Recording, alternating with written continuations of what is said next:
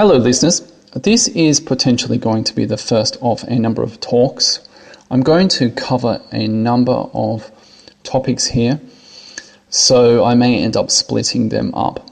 But basically these talks are going to involve me doing two things.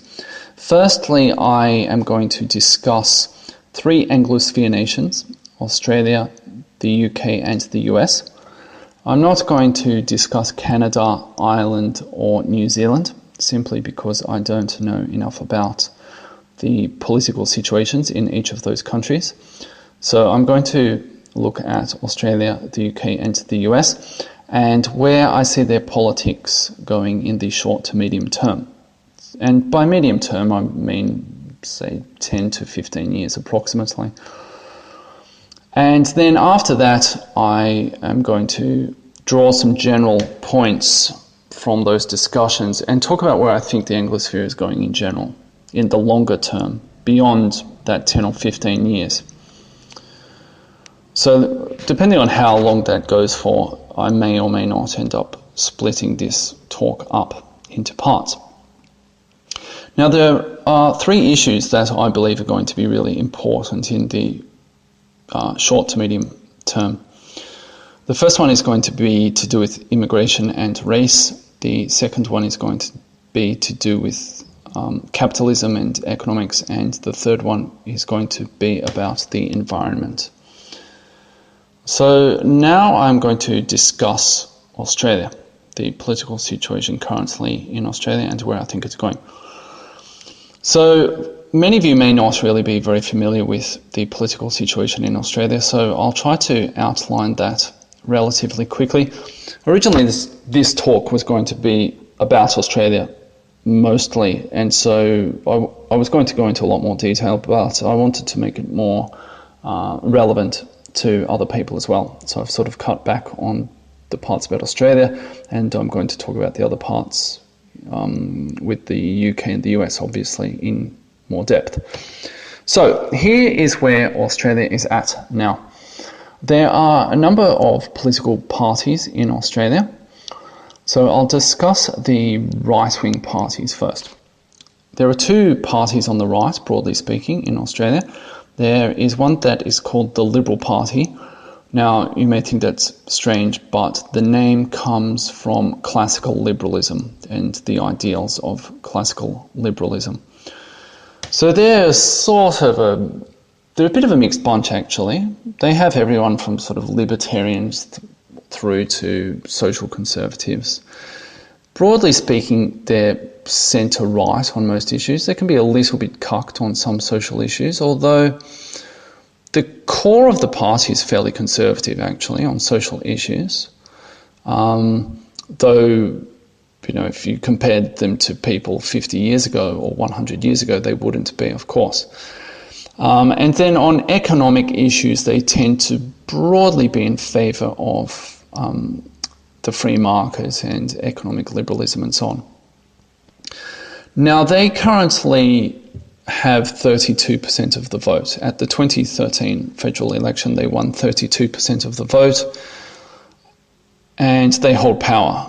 They are in coalition in power at the moment. Previously, at the election before that, in 2010, they received 30% of the vote and they couldn't get into power. And that's largely to do with the strange system that Australia has with preferential voting. I won't go into how that works, but it's quite complicated. But nevertheless, they have 30-something% of the vote, generally speaking. That share of the vote has been declining over recent decades, basically because of the emergence of other parties, small parties, and independents. But basically, they're one of the two major parties in Australia. Also on the right is the National Party. Now, they're not a nationalist party. They're basically a farmers' party, a rural party, essentially. And they're generally fairly conservative on social issues. And on economic issues, it really depends on the degree to which the particular policy or issue would benefit farmers and so on. they have been losing ground over recent decades, primarily to independents, because people in the countryside in Australia tend to think that they're not really represented, because the National Party is usually in coalition with the Liberal Party. The Liberal Party tends to be more into free trade and so on, and farmers don't necessarily agree with that. Nevertheless, they've been losing ground, and they're down to 4.2% of the vote. On the left of politics, there are two parties. There is the Labor Party, and the Labor Party was formed as a workers' party, and they have also been losing their share of the vote over time. They're down to 33% of the vote, and again, that's been because of the growth of smaller parties and independents. But they're basically the major left-wing party. They and the Liberal Party sort of take it in turns to govern, essentially. The other left-wing party is the Greens, and this is a party that has been growing in power recently. If you were to look at their electoral results in terms of percentages, you would have actually noticed that they had increased up until 2010, when they reached 13% of the vote, and then in 2013 they declined to 8.7% of the vote. But because of the strange system in Australia, they have actually gained seats at every election, primarily in the Senate, the upper house, but they also have one person in the House of Representatives. So they're a party that's actually growing. And then there have also been a number of independents and minor parties, and they're sort of all over the place in terms of what they believe and so on. Some of them sort of work together, some of them don't. It really depends, and they may or may not work with other parties. But the number of independents and minor parties, those two groups have been growing recently. All right, so where I see this all going in the short to medium term, I think that the Liberals will probably lose the next federal election, but they will still be a viable force in the long term after 10 years. In fact, they'll probably be back in power in 10 years because the Australian Labor Party will probably get in next year in 2016 when there's another election, and the elections are every 3 years, actually slightly less because they don't have fixed terms. The Prime Minister has to call an election within that 3 years, so they usually end up being, say, 2.5 years. So basically around 2021 the Liberals will probably get back in. After 2 terms out, they'll probably get back in. So they're viable in the long term. They're managing to hold on to people because of immigration. They have a fairly harsh immigration policy in terms of illegal immigrants. That's also very effective. And there's broad support for that policy. In the meantime, on legal immigration, they have continued the policy of basically no riffraff, essentially, a highly selective process. I think that over time they will lose gradually, or maybe not so gradually, on many social issues, such as gay marriage, for instance. And I think they will probably lose some voters at the next during the next economic crisis if they keep pushing quite liberal economics. I don't think they'll be that dogmatic, though. I think they'll change their position slightly, and there'll be a lot of middle-class welfare and so on. There already is, but I think there'll be more of that. But I think they'll lose some people there, and that will probably be balanced out by their appeal on immigration. I think they will generally lose people on the environment if they don't move to the left or come to accept certain environmental or environmentalist positions. But I think they could actually recapture that whole environmental issue simply by sort of rebranding it as conservationism and talking and linking it to national identity and all of this sort of stuff. I think they could actually do that relatively easily, and I think they'd be silly if they didn't in many ways. But they may try to hold out on that. In terms of the Nationals, I think they will end up merging with the Liberals because they'll just be so ineffectual otherwise. Indeed, in the state of Queensland, that has already happened. Now, the Labor Party, I think this is where something really interesting is going to happen in Australian politics. The ALP's traditional base is eroding. So union membership has declined from 40% in 1990 to less than 20% today in 2015. So in 25 years, it's down to less than half what it was. And that's because it's somewhat irrelevant. The labour movement is somewhat irrelevant due to the decline of industry and industry moving offshore and so on. And also because there are a lot of self-employed tradesmen these days. People who traditionally would have seen themselves as Labor voters now see themselves essentially as small businessmen. And so they've actually lost some of those people over to the Liberals. Indeed, one of my cousins and the husband of one of my other cousins, they're both tradesmen, and if I remember correctly, they both vote for the Liberals.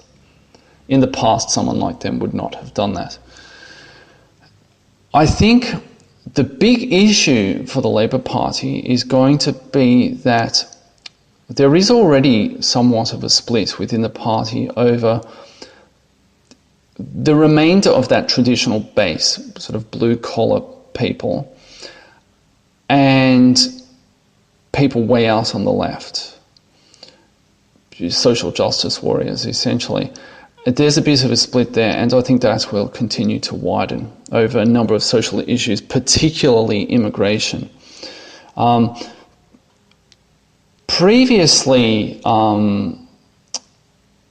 people in the ALP were basically aligned along broadly economic issues, but the traditional base increasingly see the left part of their party as pushing a crazy agenda, essentially. And so many of those people have gone over to the Liberals because they're socially conservative, particularly on immigration. And also within the left, I think a lot of the people in the left part of the ALP will end up in the Greens, or the equivalent in the younger generation who traditionally would have seen the ALP as the only viable left-wing party, but who now see the Greens as a viable left-wing party. Those young people will simply never join the ALP. They will become Greens voters, or they'll actually become Greens politicians and so on. Because the Greens will increasingly, or are increasingly, being seen as a viable alternative. And so the ALP will find itself sort of robbed of a lot of its vigour, essentially, and its vision and so on, crazy as that may be in some ways. And it will increasingly be seen as composed of career politicians and union leaders trying to get into politics, essentially. And that will sort of hasten its demise if it's not careful, because I think the ALP can't really hold itself together on the social issues. It might be able to on the economic issues, but I think the social issues are going to trump the economic issues, broadly speaking. So it's not going to be able to hold those traditional blue-collar workers together with SJWs and so on. So what is going to happen is that the ALP is going to find itself eaten from both sides. The Greens will carve off those people who tend towards being social justice warriors, and the Liberal Party will carve off people who want tough immigration laws and so on. So the ALP is going to need to really think about what it's going to do here, because the other issue that is going to affect it is that as it loses its power, it will get to a point where it cannot form government by itself. It will need to go into coalition with the Greens. And of course, the Greens will desire their pound of flesh, and the ALP will need to make a pact with the devil, so to speak. And of course, that will cause a death spiral, because people will they'll see the craziness the Greens will inflict upon the ALP in coalition, and more people will desert towards the right, to the Liberal Party, and this will then further increase the reliance upon the Greens, and the ALP will have to make even more concessions and so on, and there'll be a death spiral there.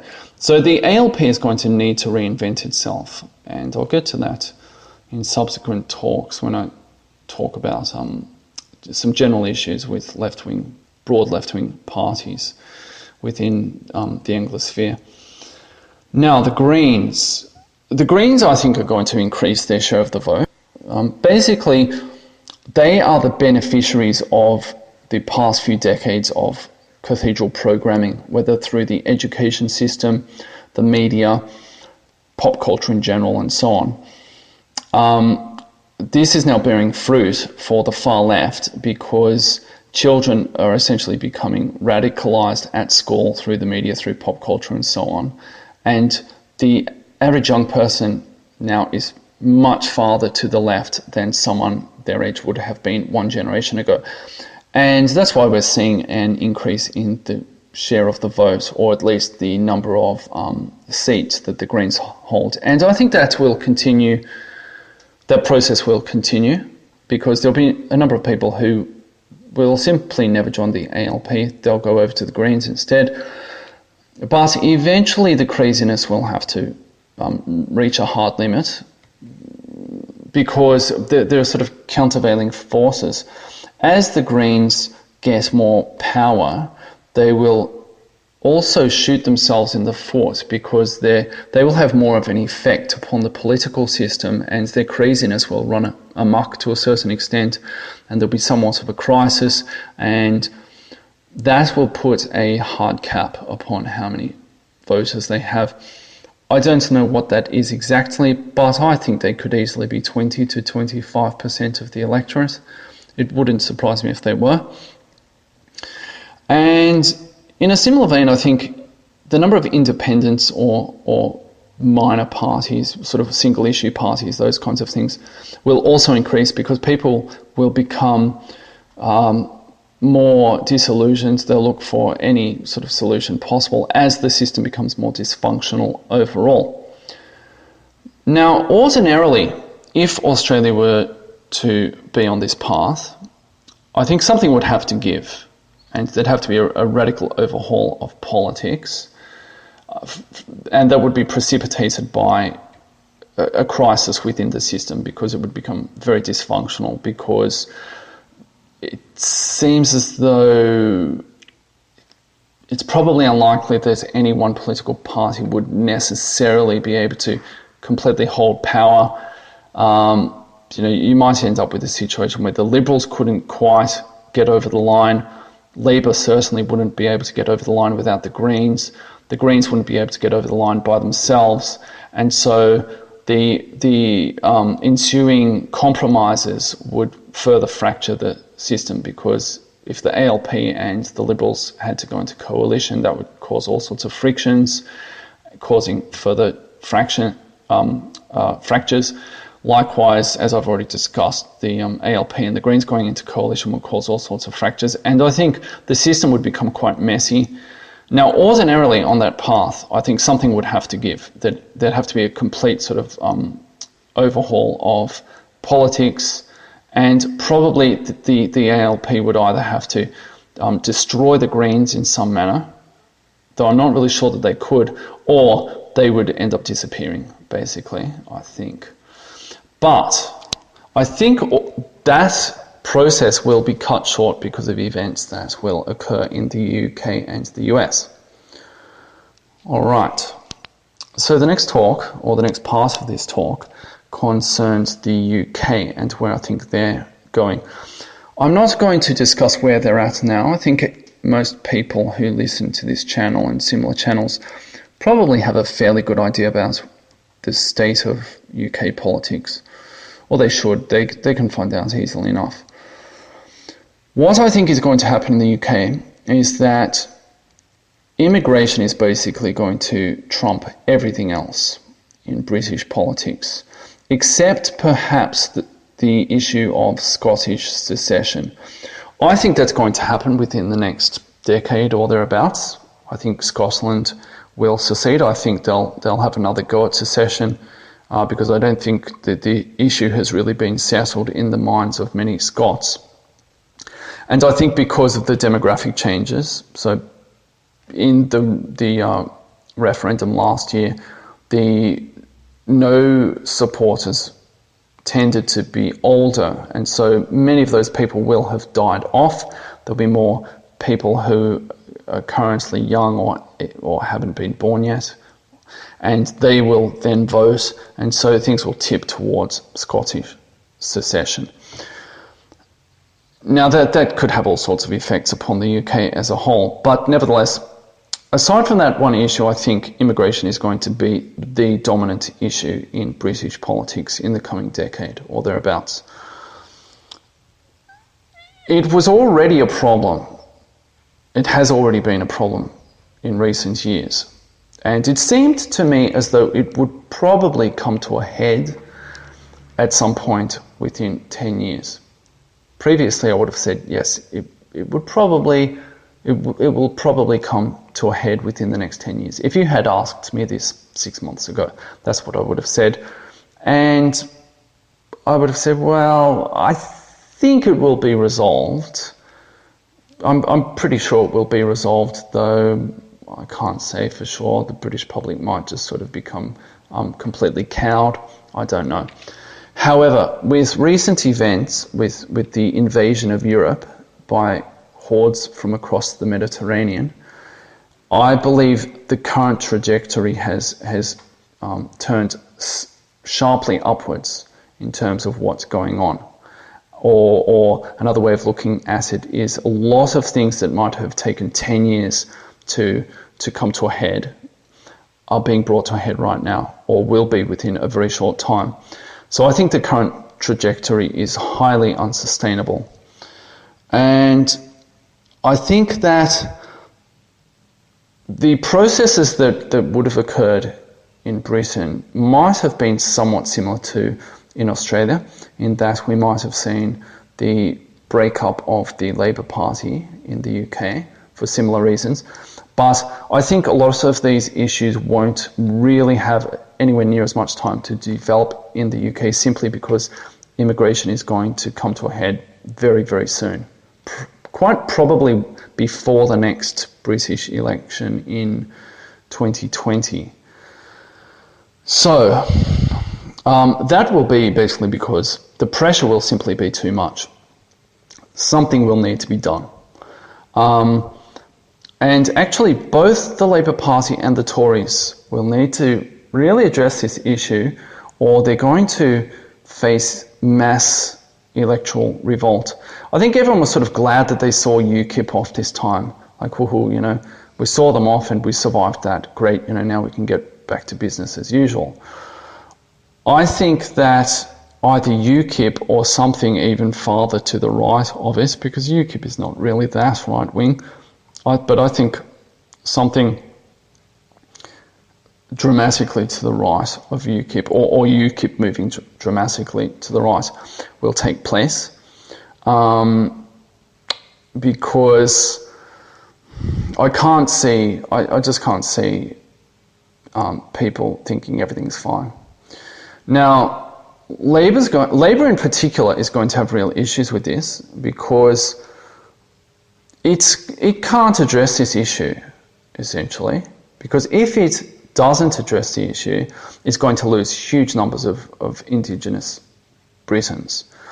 If it does address this issue, it's going to end up alienating, firstly, sort of middle class and upper middle class Labour voters, Champagne socialists, and in particular, it's really going to lose non-whites, in Britain.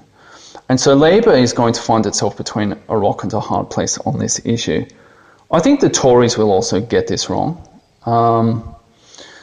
But Labour in particular is really going to find itself really up that well-known creek without a paddle. And I think the UK is either going to have to take a fairly dramatic turn to the right at the ballot box. But having said that, it would need to follow that through to its logical conclusion, which it wouldn't, in terms of addressing a lot of the deeper causes to do with the cathedral and cultural Marxism and so on.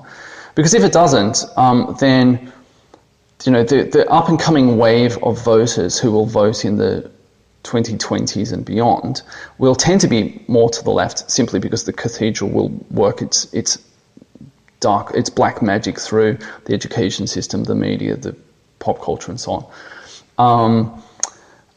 And any sort of right revolt or reactionary politics would be short-lived, I think. So I can't really see that this is actually going to be solved at the ballot box one way or another.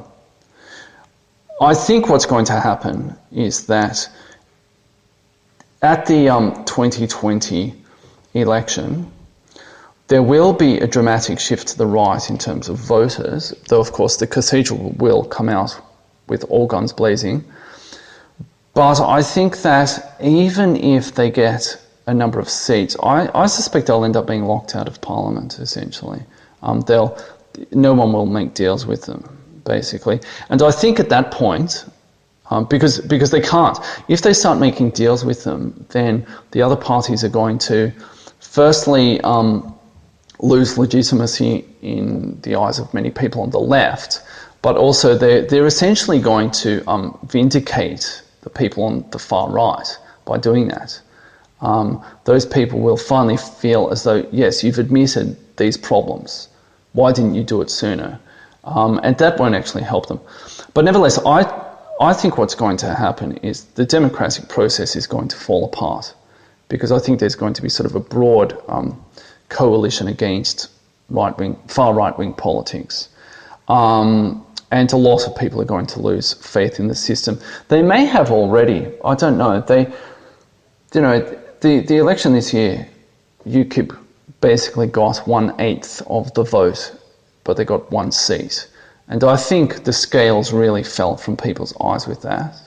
And I think that is probably going to happen again. And I think the next time it happens, that's it. It's basically game over for democracy in the UK at that point. And in conjunction with that, I think there's going to be a general increase in the amount of friction between Indigenous white people in the UK and other people. I think all of the issues that we've seen with things like Rotherham and so on, they're just the tip of the iceberg for what's coming, and Sharia law zones and all of this kind of stuff. I think all of that's going to boil over completely by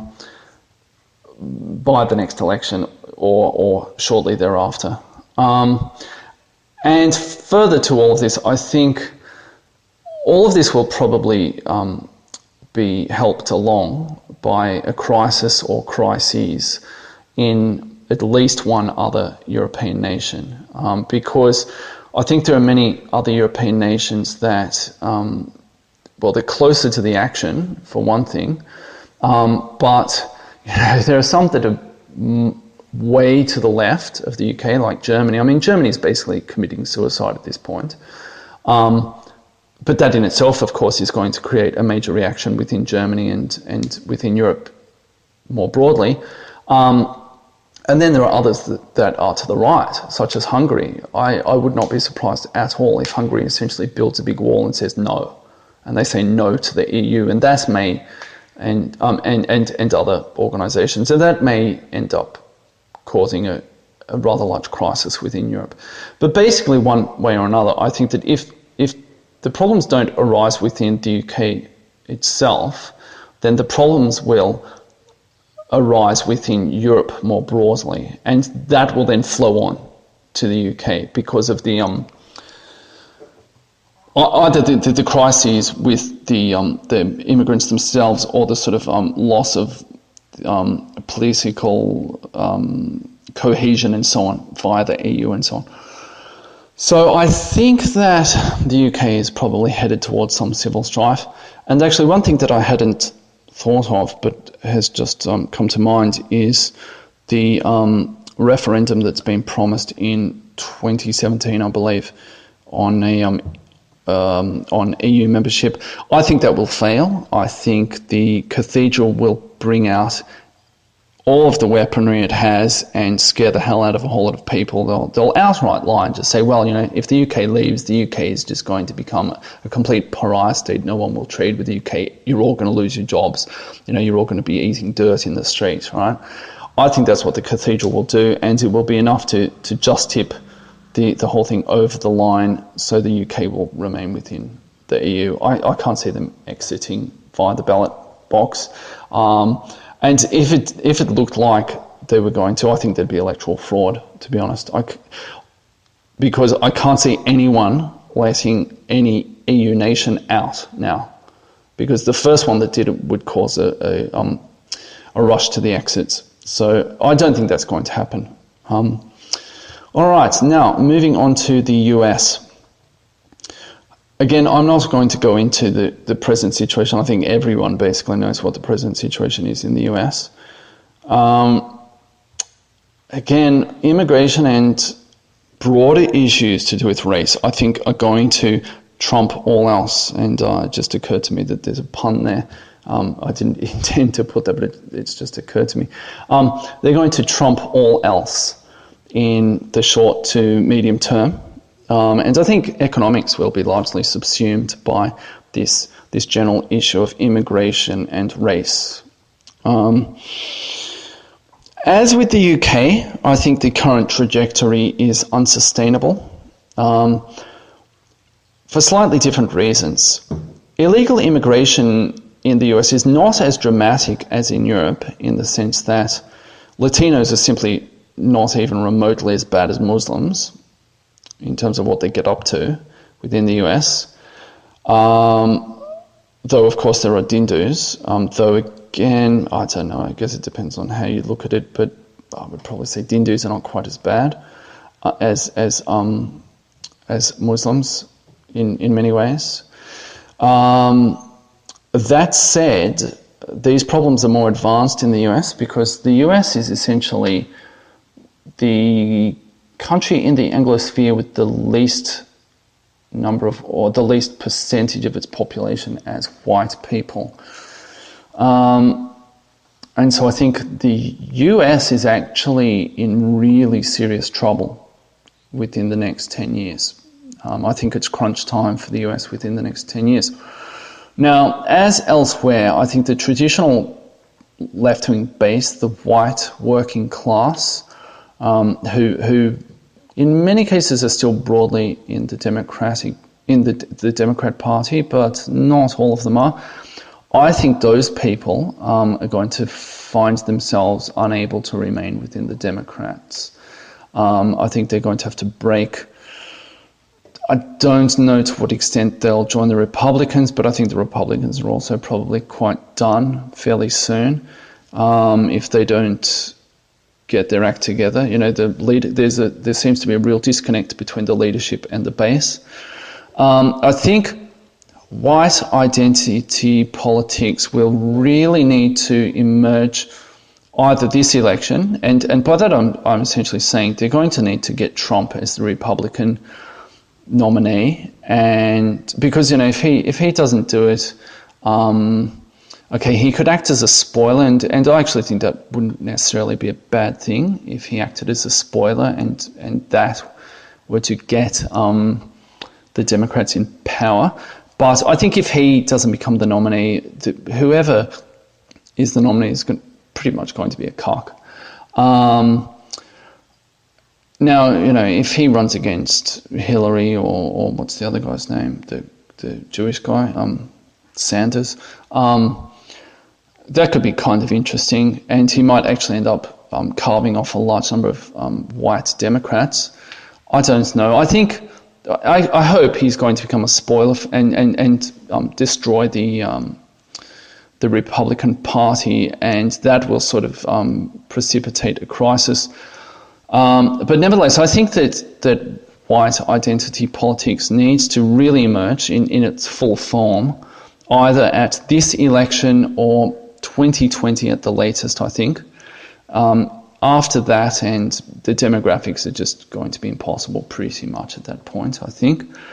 Now, I don't think it's going to be solved at the ballot box, and that's why I actually hope that Trump runs as an independent and destroys the Republican Party, puts the Democrats in power in 2016, and things just get so crazy that there's a massive reaction against that in one way or another after 2016. The craziest person the Democrats can put in the White House, the better. If they can get complete control of both houses of Congress, if they can get a whole bunch of people on the Supreme Court, the crazier the better, because that will really bring everything to a head as soon as possible. And I think that's what needs to happen in the US. I think if they sort of get kind of there, but not really, then they're done, basically. I think that's it. That's the end of the US. Because I think even if Trump were to become the Republican nominee and even get elected, if he ended up in the White House, I don't think they'd fully get there in terms of where they need to get. I mean, maybe he'd build a wall, maybe try to expel illegal immigrants, maybe try to strip people of their birthright citizenship. I can't actually see that would happen. He would sort of get a few token things done, but basically he'd be opposed at every level. He'd be opposed by the Supreme Court. I don't know if he would, I don't know what would happen with Congress, but certainly he'd be opposed by the Supreme Court. And they're really the de facto rulers at the moment, because they can just strike everything down. It doesn't matter what anyone else does. They can just strike it down. And of course, the whole cathedral apparatus, the bureaucracy, everyone would just, they would make it impossible. I mean, there'd be all these sanctuary cities. I can't see that the average teacher out there is, in California, for instance, would start reporting kids in his or her class who were illegal immigrants. I just can't see that happening. If a Trump presidency would just be met by all this sort of really low-level, sand in the gears kind of approach to politics at every level, basically, but really at the low level, in every department, everywhere. It would just be everywhere. And of course, the Supreme Court, they would also be involved as well. So I actually can't see that that's a solution, basically. And I think that one way or another, there's going to be an impasse. And that's going to lead to things coming to a head. I think there's going to be fairly major civil strife in the US within the next decade or so. I think, barring some sort of fairy tale turnaround, which I think is highly unlikely, I think if things don't come to a head within the next, say, 10 years, I think it's game over pretty much for the US as we know it, and for white people in the US as well. They will basically become a minority, and at that point, even if they were to rebel, I don't know if they'd be successful, to be honest. Now, I'm going to sort of save the discussion of various scenarios for the US for another time. What I will say is I think the most likely outcome is that things will come to a head within, say, the next 5 to 10 years, and I think probably what will happen is there'll be a lot of strife, and then the US will end up splitting into multiple nations. There'll be secession of some form, civil war. It won't even necessarily be two-way. It could be three-way, or the number of countries that emerge out of the remnants of the US could be more than two. Probably will be, actually. But I'll save all of that for another discussion. All right, so the long-term common threads Firstly, I do think one way or another, immigration and white identity, that issue is going to be solved. I think Australia will simply restrict illegal immigration, though it will become more Asian within a framework of legal immigration. Though, having said that, it will sort of reaffirm its Western culture. It will remain Western, basically, in terms of culture. I think the UK will fight over this issue, but it will solve it, and it will do so by expulsion, largely. I think the US will also fight over this issue, and I think it will deal with it basically by secession.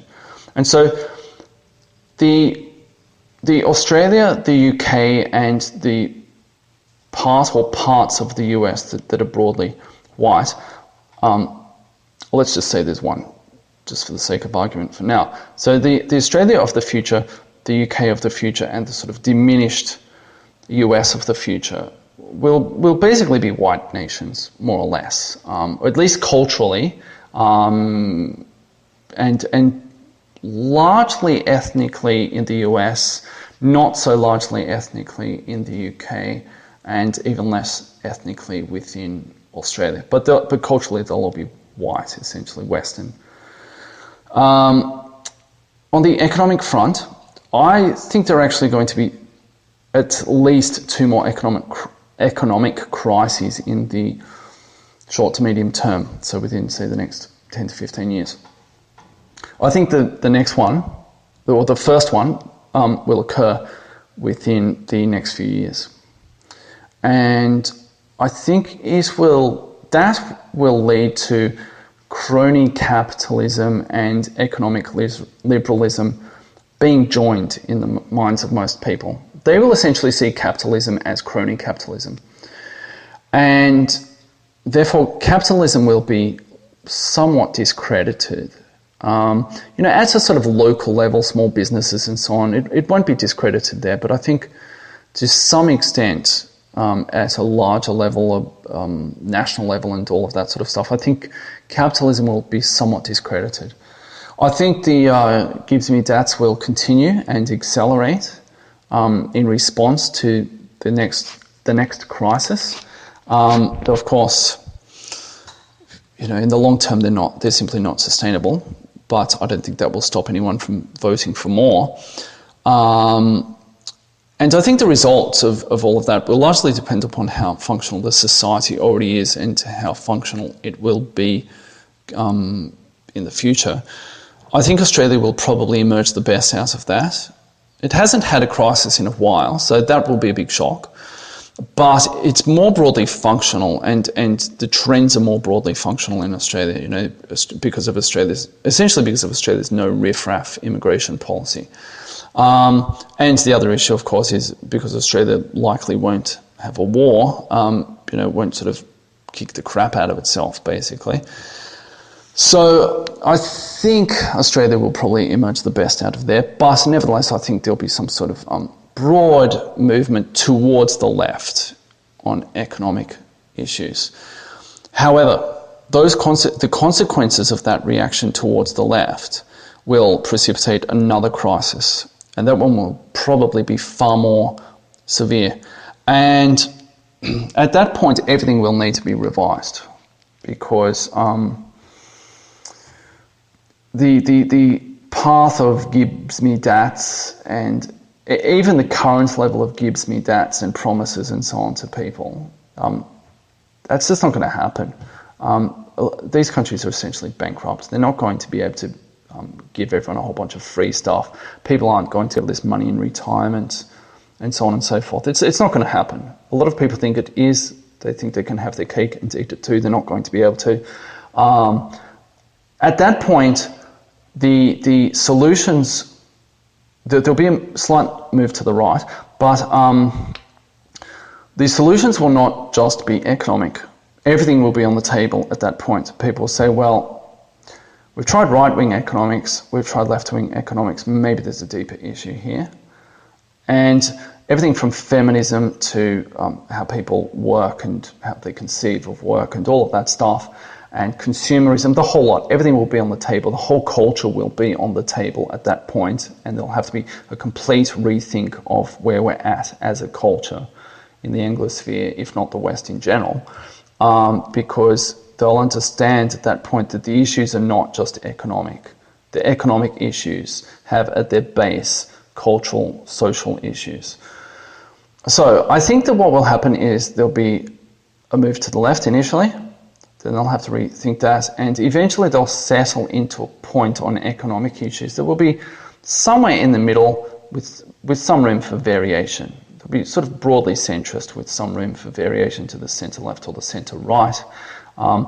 Economic liberalism way out on the right and sort of fully fledged socialism, those things will be broadly discredited.